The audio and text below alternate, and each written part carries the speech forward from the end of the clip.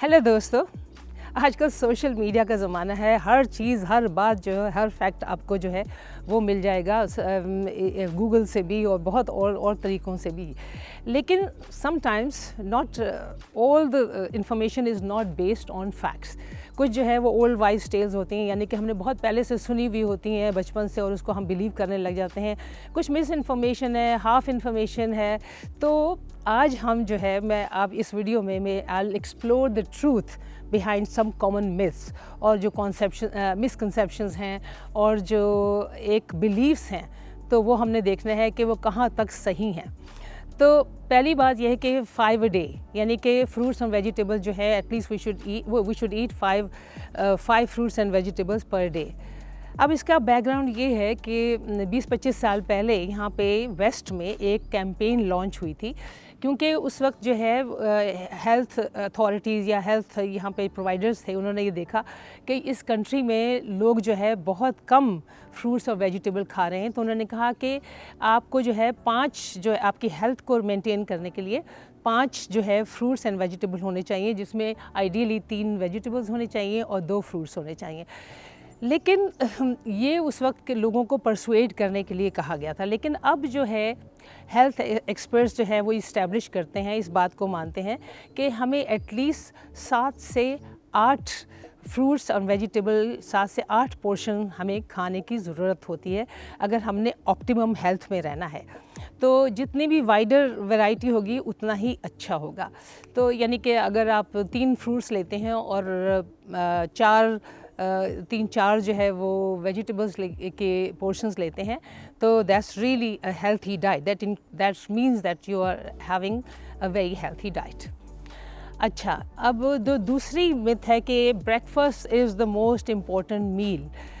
बहुत दफ़ा मैंने अपने बहुत से हेल्थ शोज़ में 20 इयर्स बैक ये बात कही कि भाई eat breakfast like a king, lunch like a lord and dinner like a pauper. And इससे हमने ये इम्प्रेशन हमेशा दिया कि जो ब्रेकफास्ट जो है वो सबसे इम्पोर्टेंट मील है, but that's not the case. आजकल जो कहा जा रहा है कि जो है वो ज़रूरी नहीं है कि ब्रेकफास्ट जो है that's the most important meal, because it doesn't kick start your metabolism. और आप सुबह सुबह इतने हंग्री, इतने मतलब भूख भी आपको इतनी नहीं लगती है। और खामखा जो है ब्रेकफास्ट अगर आप फोर्स कर रहे हैं अपनी बॉडी में, और वो भी जल्दी में हेल्थी भी नहीं हो, वो सब्सटेंशियल भी ना हो, यानी कि जैसे अब कौसा ले लिया आपने, एक ब्रेड के साथ चाय ले ली, तो that's not good enough breakfast anyway.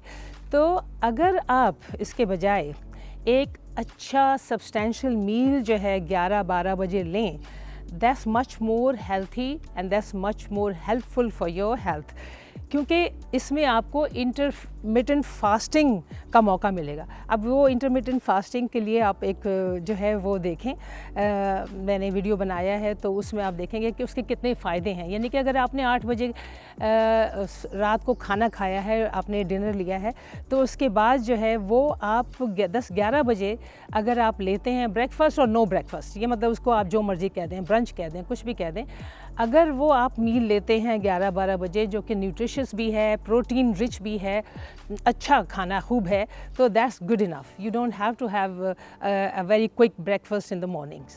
तो ये एक मिथ जो है ये डिबंक हुई है। अच्छा, अब अगला जो है वो कहा जाता है कि egg yolk is bad for you. कुछ टाइम पहले वाकई ये बात कही जा रही थी और हर एक ने जो है वो एग योक को जो है उठा के बाहर कूड़े में डाल दिया और सिर्फ एग वाइट खाया जा रहा था। ये आपने देखा होगा, बहुत से लोग जो बहुत उस वक्त हेल्थ कॉन्शियस थे, आज से 15-20 साल पहले। लेकिन अब वो कहते हैं, अब बिल्कुल बात उल्टी कही जा रही है। वो कहते हैं कि जो हाँ, अच्छा, क्यों कहा जाता था कि ये जो है एग योक जो है बड़ा ख़राब है, क्योंकि वो कहते थे कि इससे जो है है वो सैचुरेटेड फैट बढ़ती है, आपकी बॉडी में कोलेस्ट्रॉल बढ़ रहा होता है और ये आपके लिए बहुत ख़तरनाक है। हालांकि is the most nutritious part of the egg.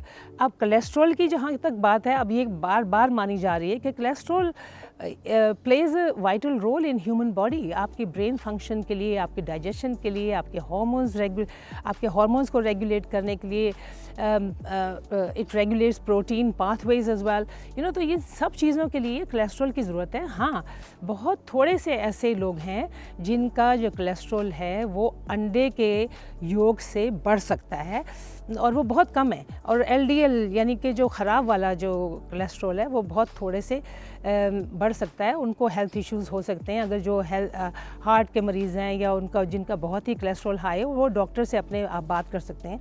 लेकिन ये है कि for normal people, for most of the people, it's best to have your full egg. We need to take not only white but yellow too.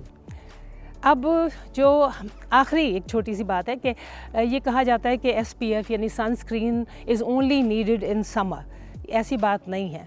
आपको सारा साल UV raise जो है वो लगती हैं, that harm your skin through out the year, whether there is sunshine or no sunshine, summer है या विंटर है, क्लाउडी है या सनी है, ये रेज़ जो हैं, जो हार्मफुल रेज़ हैं, वो आपको इफ़ेक्ट कर रही होती हैं। सो अगर आप सनस्क्रीन लगा रहे हैं समर में या विंटर में, तो ये बहुत अच्छा है, because it protects you from skin cancer and premature ageing.